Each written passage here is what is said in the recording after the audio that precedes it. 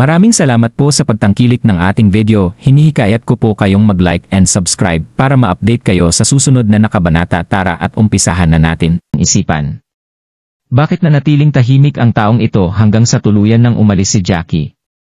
Sino kaya ang isang ito? Hindi na iwasang sumigaw muli ng naguguluhang si Daryl. Ano ang pangalan mo? Ipakita mo ang sarili mo sa akin. Nakarinig siya ng tawa mula sa loobang bahagi ng kuweba bago tuluyang bumalik sa nakabibingin nitong katahimikan ang kuweba. Sinubukan itong tawagin ni Daryl ng ilan pang beses pero wala nang kahit na sinong sumagot sa mga sigaw niya. Dito na sinubukang tumayo ng desperadong si Daryl para tingnan kung sino ang taong iyon, pero agad siyang nakaramdam ng matinding sakit sa buo niyang katawan na mas lalong hindi nakapagpagalaw sa kanya. Kaya wala nang nagawa si Daryl kundi humiga sa lupa habang sinusubukang mag-ipon ng lakas. Hindi niya alam kung gaano ito kataga pero unti-unti nang bumuti ang kanyang pakiramdam pagkalipas ng ilang sandali. At sa huli ay nagawa na rin niyang makatayo at maglakad ng ika-ika papasok sa kuweba. Habang naglalakad si Daryl papasok sa kuweba, agad siyang na-overwhelm sa tindi ng lamig sa loob nito.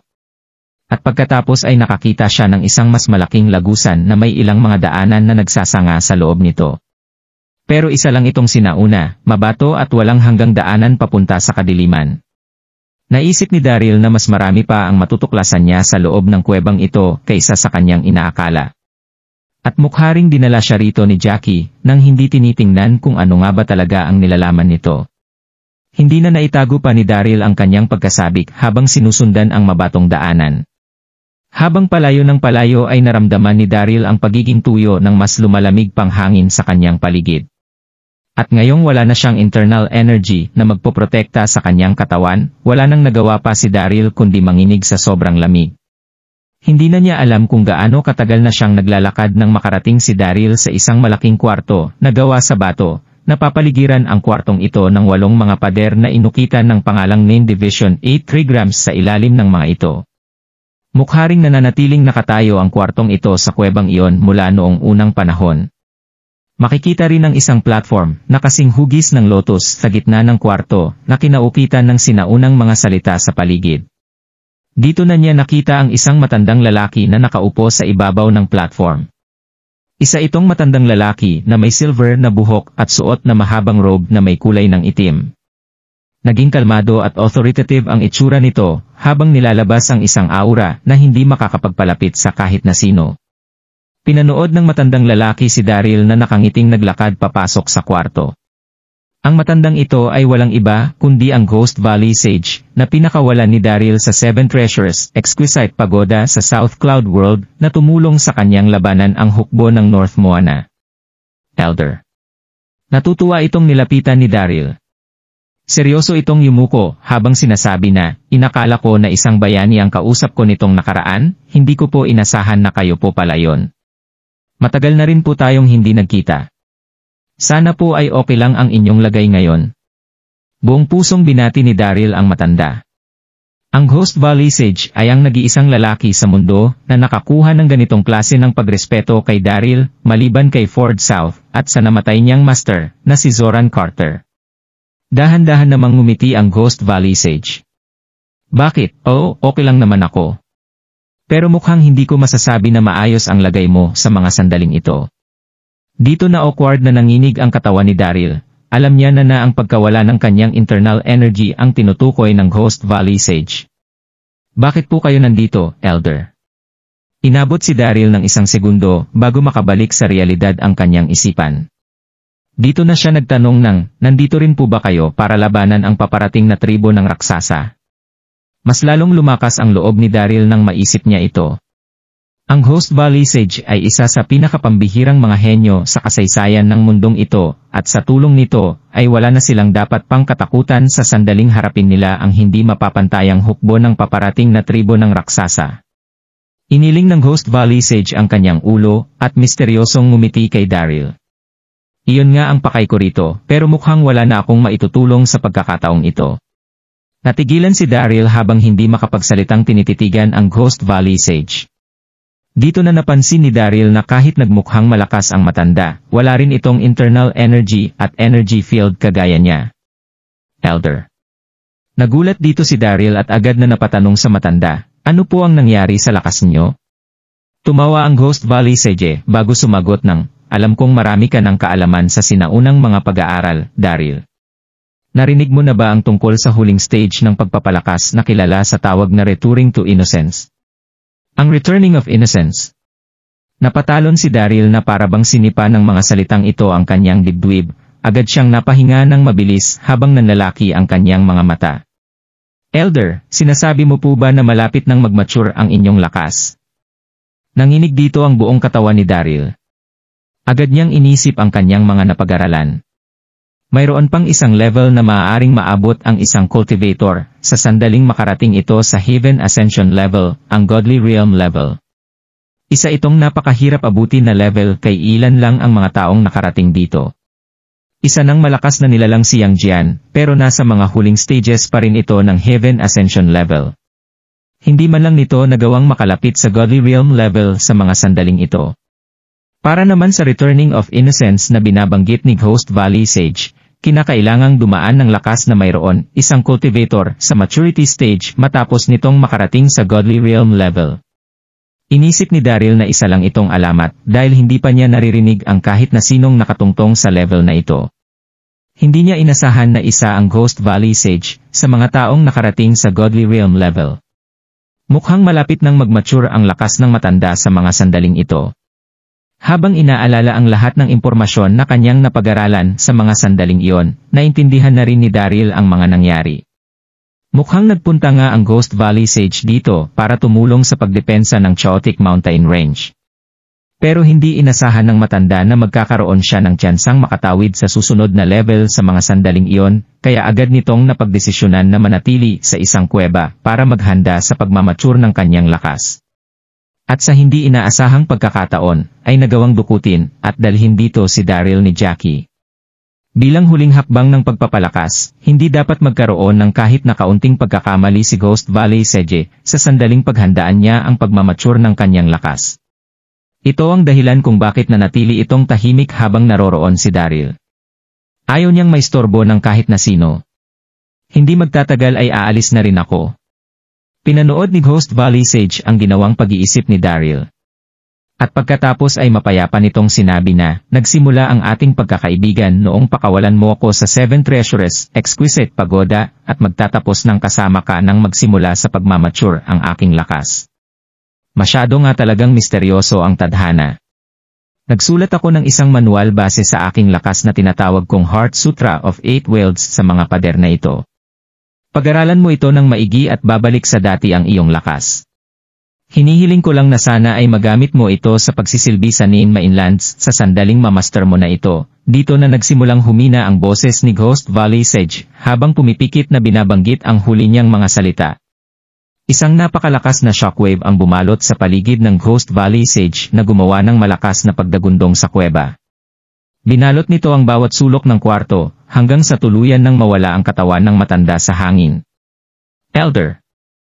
Umiyak si Daryl sa hindi inaasahang pagpapaalam ni Ghost Valley Sage sa kanya habang nakaluhod sa harapan ng pwesto nito.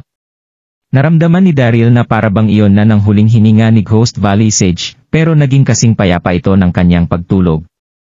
Isang mabuting balita ang pagmamature ng lakas ni Ghost Valley Sage, pero nang maisip niya na hindi niya na muli pang maririnig ang boses nito, agad na napuno ng pagdadalamhati ang puso ni Daryl. Ilang minuto ang lumipas bago muling bumalik sa realidad ang isipan ni Daryl. Niyuko nito ang kanyang ulo hanggang sa tumama ang kanyang noo sa lupa bilang pagrespeto sa matanda, at pagkatapos ay determinado na nitong ipinangako na, rest in peace, Elder Sage.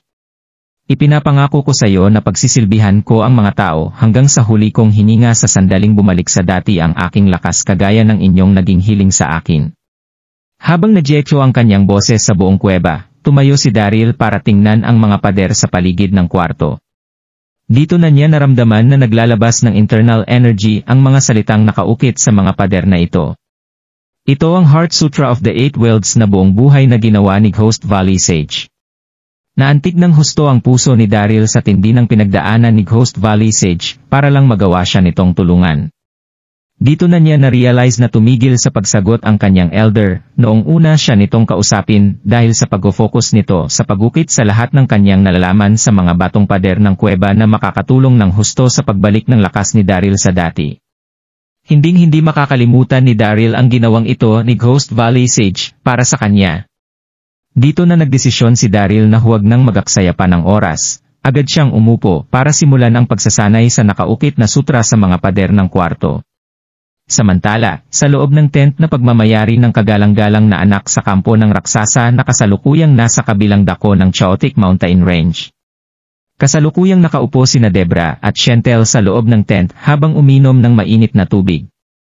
Hindi sila makahanap ng kahit na anong tsaa sa well-deserted secret region, kaya wala na silang nagawa kundi uminom ng malinis at mainit na tubig. Makikitang nakasampay sa kanilang paligid ang mga balat ng hayop na sinulatan ng mga tula, at mga kaalaman sa kultura at geography ng Nine Mainlands. Umupo naman si Alaric kasama ng dalawa, nagmukha itong seryoso, na hindi makikitaan ng pagkaarogante na natural sa mga taong humahawak sa estado, at titulong mayroon siya ngayon. Aking mga guro. Nakangiting tanong ni Alaric, ayon sa inyong mga sinasabi, hindi uhaw sa dugo ang mga tao sa Nine Mainland dahil sila ay mga edukado, may tinapos na mga taong nangangarap ng mapayapang buhay. Tumigil si Alaric ng iyang sandali sa pagsasalita, bago mag-isip at sabihin, kung ganoon, ay hindi magiging reasonable ang pag-atake sa kanila.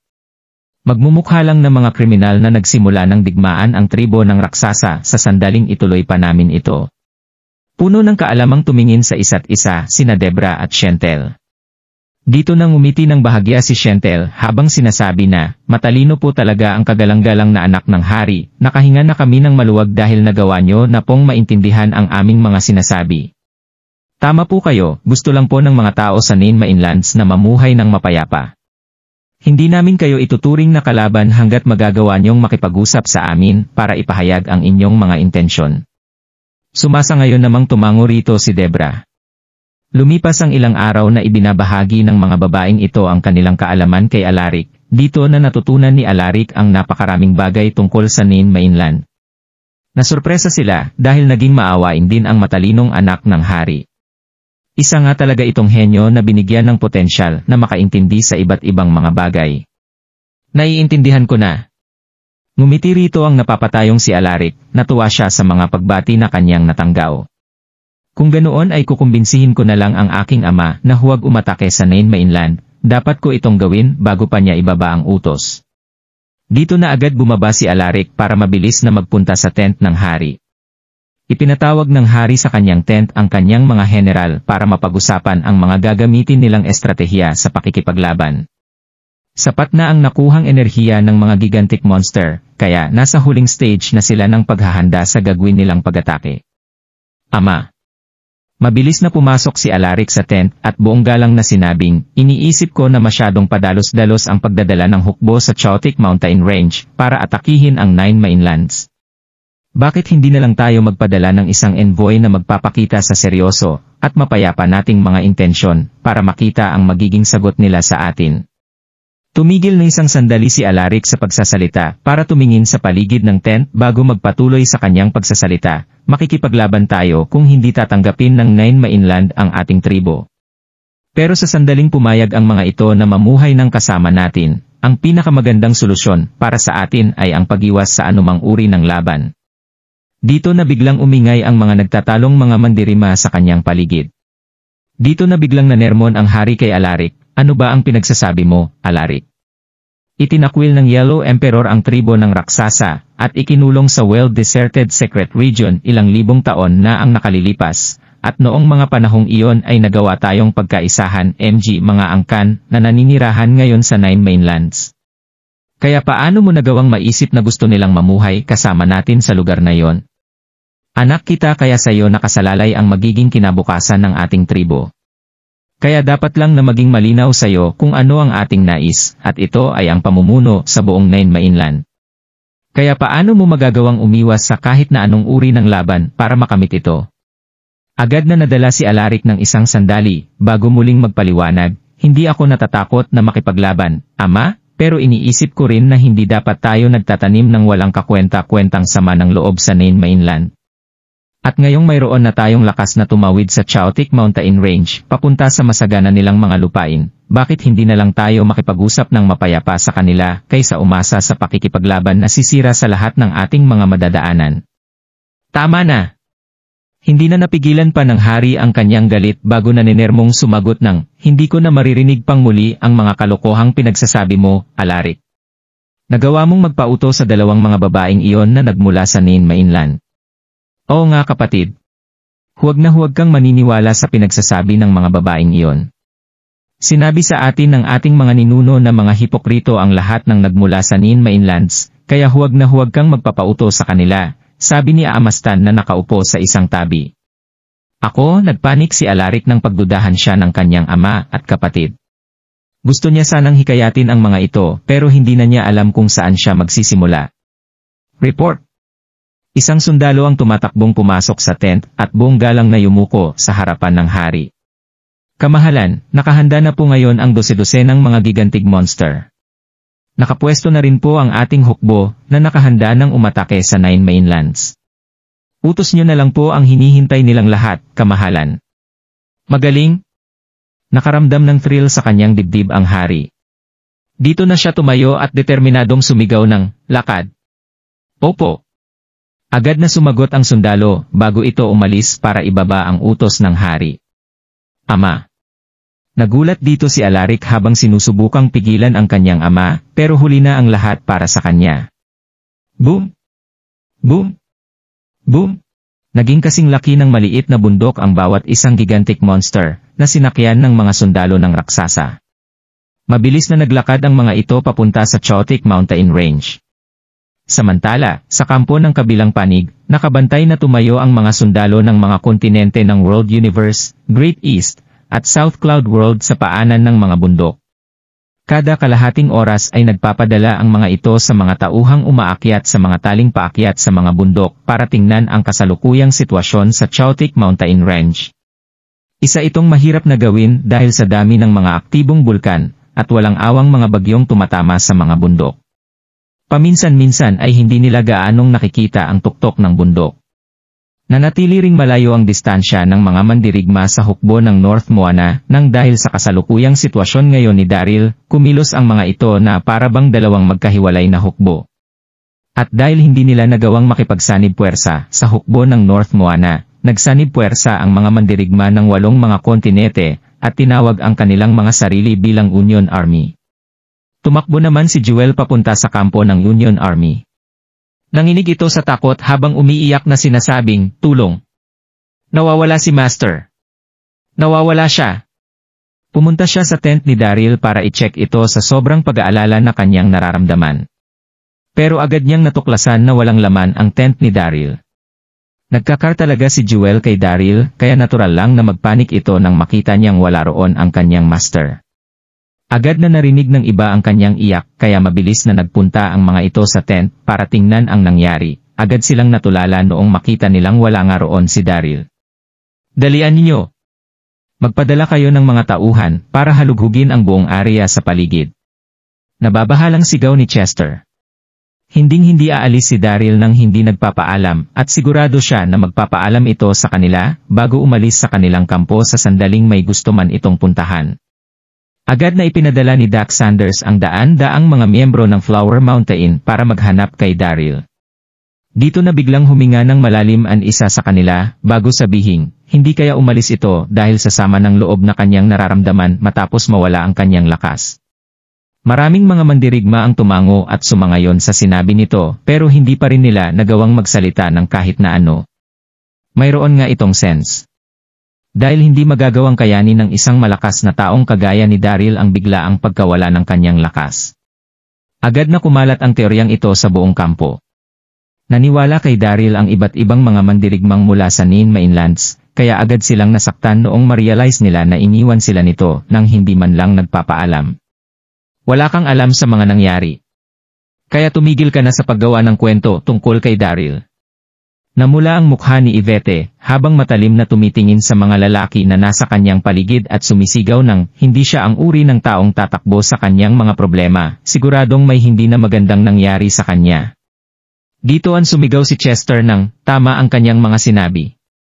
Ang pinakaimportanteng bagay ngayon ay ang pagkakaisa nating lahat. Huwag na nating isipin ng husto ang tungkol sa bagay na ito. Boom! Boom! Boom! Ilang malalakas na pagdagundong ang pumunit sa kalangitan ng Chaotic Mountain Range habang nagpapatuloy ang lahat sa kanilang usapan. Dito na biglang namuo ang mga ulap sa ibabaw nito habang malakas na yumayanig ang lupa sa paligid. Hindi na nakatayo pa ng diretso ang lahat habang malakas na yumayanig ang tinatayuan nilang lupa. Dito na sila napatingin sa Chaotic Mountain Range bago mamutla sa kanilang nakita. Napanganga ng husto ang kanilang mga bibig na parabang hindi na nila maipaliwanag pa ang mga nangyayari. Mayroong isang bagay sumabog at gumawa ng isang malaking butas sa tuktok ng Chaotic Mountain Range. Dito na sumabog ang magma habang lumalabas ang ilang dosenang mga higanteng imahe mula sa mga abong kumalat sa paligid. Mayroong ilang daang metrong taas ang mga imaheng ito na nababalot ng maitim na balahibong nagbigay sa mga ito ng impresyon na parang mga naglalakihang gorilya sa tuktok ng bundok. Habang ang mga mata naman nito ay parang nagmula sa isang malasumpang bangungot na tatakot sa sinumang tititig sa mga ito. Ang mga ito ay walang iba kundi ang mga gigantic monster na pinaamo at sinanay ng mga miyembro ng raksasa. Nagmartsa ang kanilang hukbo sa likuran ng mga halimaw na iyon habang winawasak ng mga dambuhalang halimaw ang tuktok na bahagi ng mga bundok na nagpayanig ng husto sa lupa. Parang napatigil sa pagtibok ang puso ng sinumang makakasaksi sa eksenang ito. At siguradong walang sinuman ang makakalampas sa pangyayaring ito nang walang traumang nakaukit sa kanilang mga puso at isipan. Kung nagustuhan mo ang mga ganitong video, huwag mong kalimutan mag-like and subscribe. Panoorin mo na rin ang mga naunang kabanata para lalong maubos ang oras mo.